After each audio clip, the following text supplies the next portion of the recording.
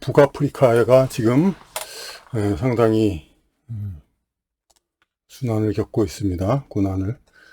북아프리카는 우리가 흔히 생각하는 아프리카하고는 조금 이미 다르죠. 이제 그러니까 지중해라고 옛날에는 바다를 중심으로 모든 생활권이 있었기 때문에 지중해를 중심으로 돼 있기 때문에 남유럽과 원래는 통하는, 그러니까 북아프리카의 사람들은 아프리카의 흑인들도 아니죠. 아랍인들과 같이 그렇게 생긴 사람들이죠.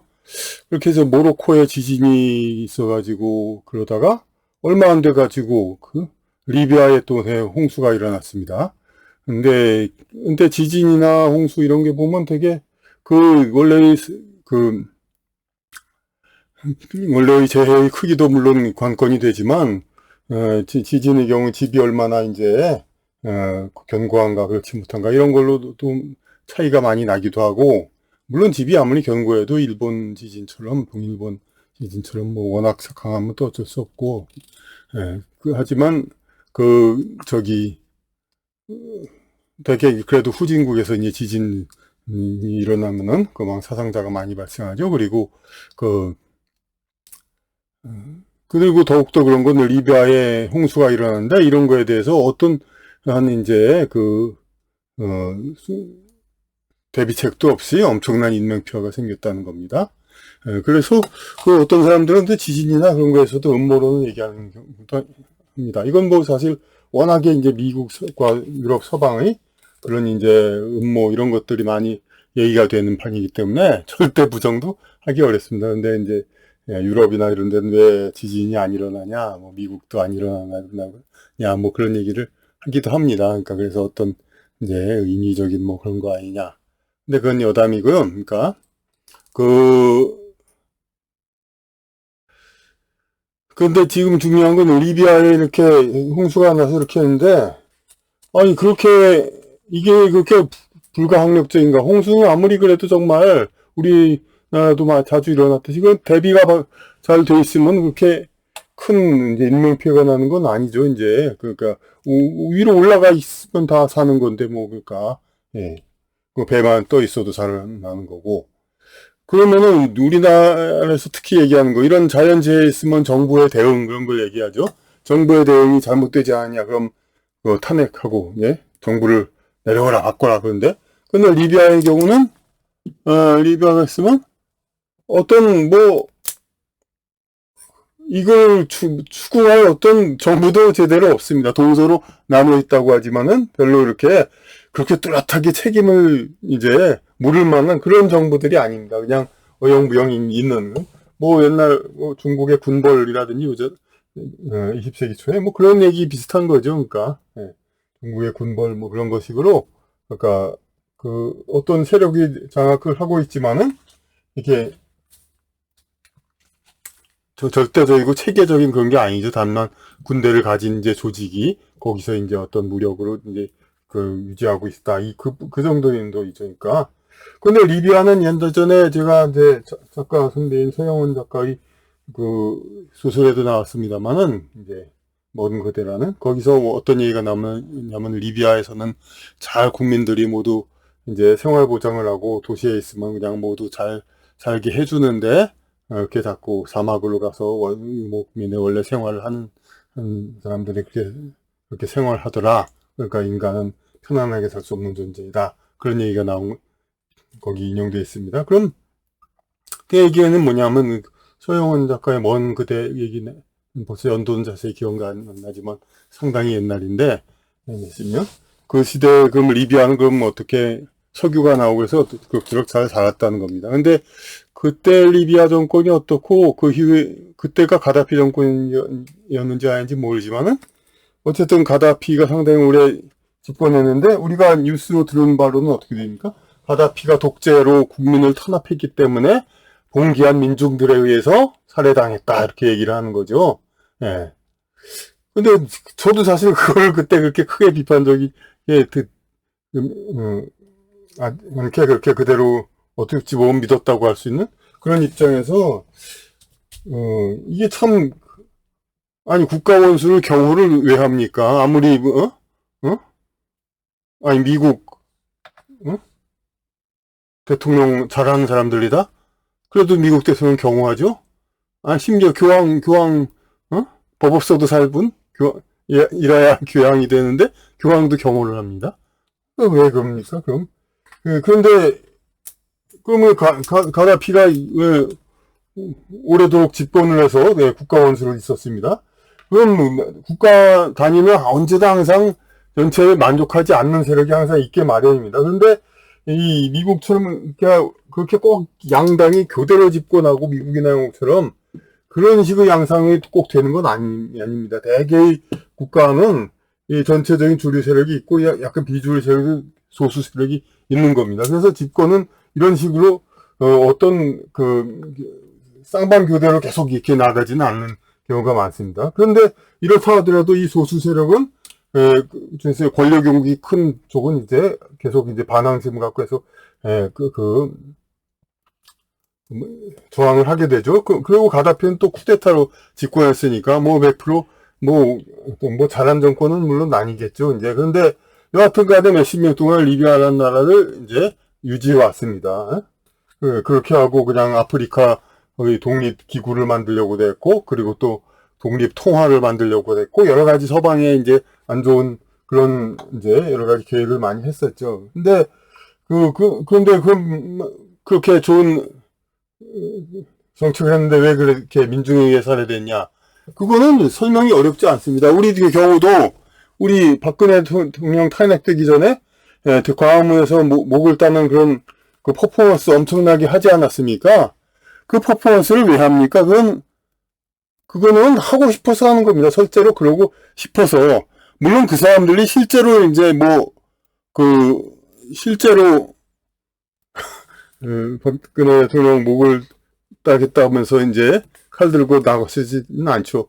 안 나서는 이유는 처벌, 법률이 무서워서 못하는 겁니다. 만약 처벌이 안 되는 상황이라면 그들은 그러고도 남을 사람들입니다. 이제. 그러니까 어떤 지도자를 했던 사람을 이렇게 무방비 상태로 이렇게 내보내서 반항하는 사람들을 군중에다 내팽개 쳐놓으면은 결과는 뻔하죠. 그러니까 이명박 대통령도 그렇게 인터넷 보면 그렇게 증오하는 사람들이 많이 있고, 물론 이제 반대편에 문재인 노무현 대통령을 증오하는 사람들도 있죠. 하여튼 과격성에는 뭐 차이가 있을지 모르지만 그렇게 우리나라도 이제 자기 진영이 아닌 대통령은 그렇게 그냥 증오하고 이렇게 그런 극단 세력들이 있는 거죠, 이제. 그러니까 이건 우리는 이제 이 리비아의 가다피 정권이 왜 몰락했나, 이걸 민주봉기에 의한 정당한 거, 이렇게는 우리는 지금 생각할 수가 없는 겁니다. 그리고 그것은 당연히 이제 서방의 특히 미국의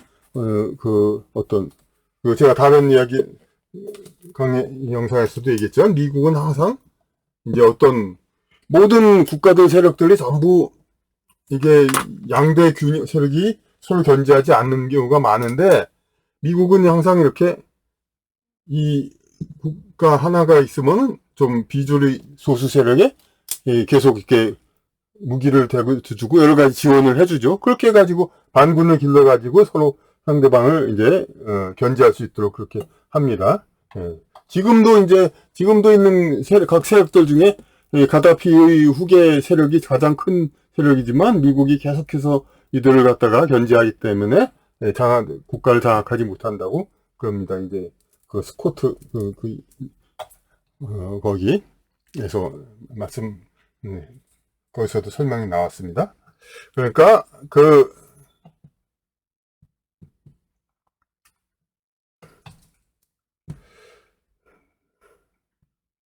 그래서 이렇게 결국은 미국이 이렇게 독재든 뭐든 간에 국가의 치안을 잡고 여기까지 유지를 해왔던 그 정권을 무너뜨렸으니까 그로 인한 무정부 상태로 이제 훨씬 더 많은 그런 이제 실제 일어났을 것보다 훨씬 더 많은 그런 이제 인명피해를 내게 한 거죠. 그러니까 이런 강대국 서방들의 이런 이제 민주주의를 빙자한 이런 국가의 혼란 조장, 이게 얼마나 이제 결국엔 국민의 희생으로 나오게 되느냐. 우리가 이제 옛날에 그냥 한쪽 귀로 흘려들었죠. 박정희 대통령이 우리 실정에 맞는 헌법으로 유신헌법, 그러니까 우리에게 맞는 법을 해야 된다. 그 한국적 민주주의를 해야 된다. 그런 게 이제 와서는 오히려 또 얘기가 됩니다. 정말. 이런 이제 그 양쪽 그 양대 세력이 서로 견제하는 거. 그것도 인위적으로 미국과 서방이 상대적으로 소수 세력을 인위적으로 길러가지고 서로 이게 견제하게 하는 거. 이것은 이제 다른 나라가 서로 견제하고 이렇게 국가적인 어떤 단합을 맞게 하는 거. 그런 데는 유리하겠지만은 미국은 나름대로 또 자기네들은 이력이 났으니까 이제 그런 걸 하겠지만 미국도 그런 모습을 서서히 이제 받아들이고 있습니다. 스스로 이제 겪어가고 있습니다. 근데 미국도 여태까지 재미 봤지만 다른 나라를 이렇게 양분해가지고 자기 나라도 이제 양분되어 가고 있죠. 미국도. 근데 이런 제도가 그러니까 반드시 좋은 거냐 이런 것을 대해서 우리는 이제 생각을 해야 되고, 그러니까 일본의 경우는 민주주의를 라고 할 수 있는 체제를 하면서도 어떤 양대 세력 교대 이렇게 하지를 않죠. 그것이 어찌 보면 이상적인 상황이라고 볼 수 있습니다. 이제 물론 일본도 한때 이제 민주당이 집권해가지고 정권 교체가 된 적이 있었습니다만은 너무나 솔직하죠. 일본 민주당은. 그러니까 우리는 친중으로 나아가겠다. 그러니까 미국이 단번에 쳤죠. 이제 한국의 민주당은 이제 친대륙 성향을 표방했지만 그렇다면 친중을 정말로 이제 어떤 그 꼴통 우파 이제 그런 우파는 친중이라고도 얘기하지만 그건 무슨 거짓말이고 사실은 그걸 했었을지도 모르지만 전혀 그렇지 않고 한국의 민주당은 완전히 친미죠. 그러면서 단지 오히려 자기네 이익에 해가 되지 않는 반일에만 올인하는 거 그게 다르죠. 그러니까 근데 일본은 어쨌든 그 친중 정권이 안 된다 보니까 여하튼 간에 그냥 이제 그 자민당으로 계속 일당도 하고 있습니다만 그것이 뭐 이렇게 국민 생활에 크게 해악이 된다거나 그런 거는 아니죠. 이제 이렇게 해서 우리는 이제 이런 우리 국민을 자꾸 이렇게 둘로 가려는 이런 세력에 대해서 우리는 국내에서만 한탄하고 우리 민족이 잘못된 것 그렇게 생각하는 게 아니라 외세라든지 여러 가지의 어떤 영향이라는 것을 우리가 알아야 되고 그런 그 상대적으로 둘로 가르려는 이런 세력들의 이런 준동 이런 거를 우리는 억제해야 됩니다. 이제 그러니까 그것은 우리가 찾아보기가 어렵지 않습니다. 이제 정말로 좌파 우파 이념이 나눠서 이제 이렇게 그 대립하는 게 아니라 지금 뭐 인터넷 논객 보면 상대방에 대한 그냥 인신공격이죠. 그냥 조민 씨와 정유라 씨, 뭐 양진영을 나눠서 상대방 인신공격 그리고 상대방에 대한 도덕성 그거 그런 것만 자꾸 아니 정치인이 착하면 얼마나 착하다고 이렇게 서로 간에 자기가 더 착하다라는 경쟁만 계속 하고 있습니다. 그러니까 그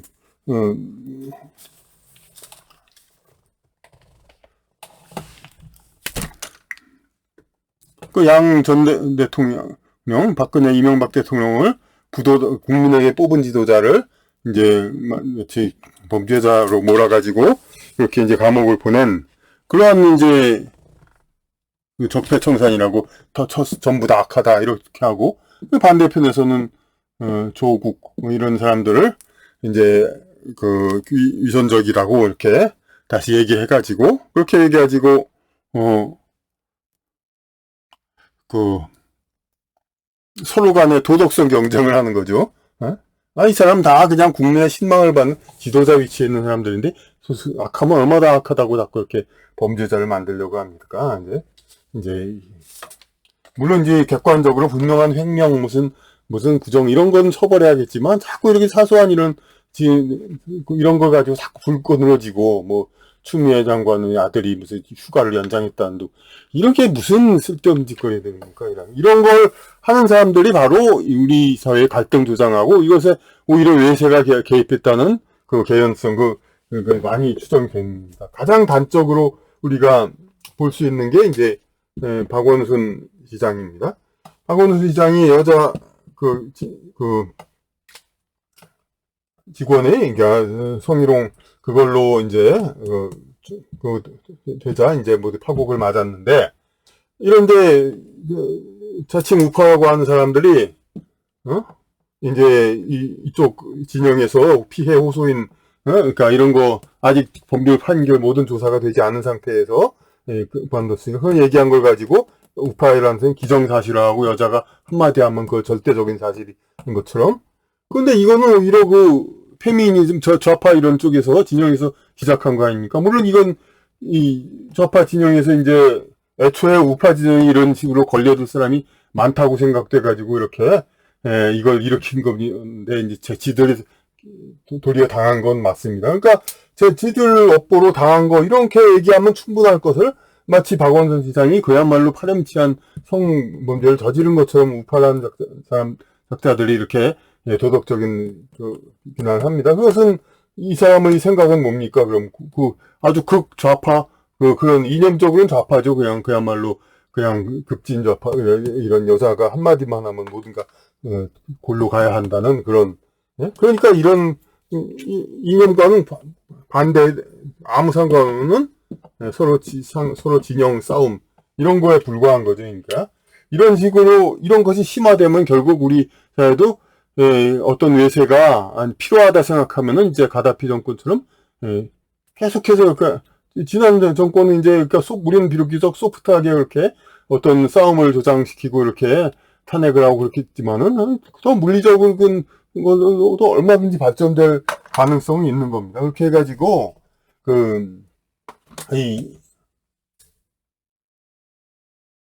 우리도 얼마든지 이제 무정부 상태가 돼가지고 무정부 상태면 우리가 어떻게 됩니까? 그럼 한국이 무정부 상태면은 리비아 같은데 물론 여러 세력들이 주변 여러 세력들과 열강들이 이제 어느 한쪽이 견제하니까 또 그것도 정리가 안 되고 있겠죠. 안 되고 있죠 지금.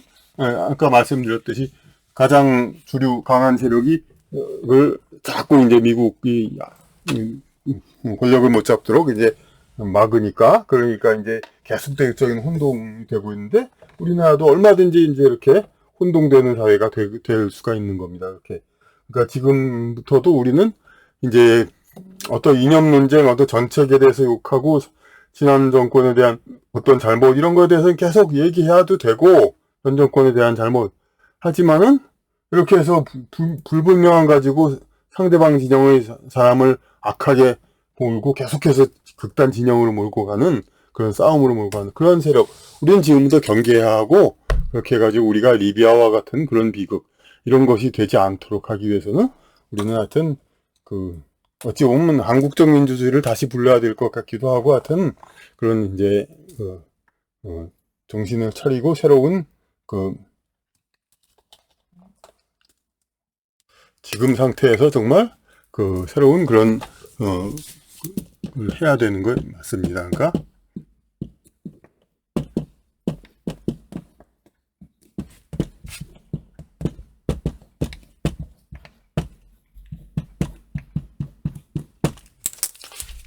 한국적 민주주의라고 이제 이렇게 얘기가 되는데 그러면 요거에 대해서 그러면 다음에 재조명을 해야 될 필요성이 얘기하던 중에 이렇게 생겨났습니다. 그러니까 다음번엔 한국적 민주주의 재조명에 대해서 한번 좀 우리가 생각해 봐야 되겠습니다. 그러니까 유신헌법과 그런 것이 우리는 그때는 무조건 악하다, 잘못했다 그렇게만 보고 있고 저도 그 피해자 중에 한 사람이었고 그 당시에 이제 물론 데모 그런 거에 선동당해서 그런 걸 수도 있지만 실제로 기분 나쁜 일도 많이 있었습니다. 뭐 공안 그리고 이제 무슨 풍습 그런 건 여러 가지 잘못된 건 있지만은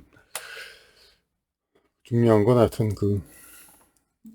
우리가 똑같이 서구한 그거를 모방하는 거 이거는 우리는 이제 경계해야 된다. 서구가 지금도 계속 서방에서는 개고기 먹지 말라, 뭐 먹지 말라, 뭐 언어 정책을 말 것도 없고 우리가 그냥 정말 미국 유럽이 자꾸 이렇게 그들의 제도를 우리가 본받도록 강요하는데 우리가 그들처럼 넓은 땅, 온화한 풍요로운 자연환경 유럽은 사실상 자연환경이 우리 동아시아보다 월등히 좋습니다. 그리고 대대로 이어오는 어떤 지형 그 특성인지 어떤 건축술이 발달인지 아름다운 건축물로 그냥 뒤덮여 있죠. 그런 뭐 그냥 유럽 자체만 아무 동네만 가도 전부 우리가 보면 꿈의 낙원 같기도 하고 그런 곳을 우리가 가질 수 있다면은 우리도 유럽처럼 살아도 되긴 합니다. 예.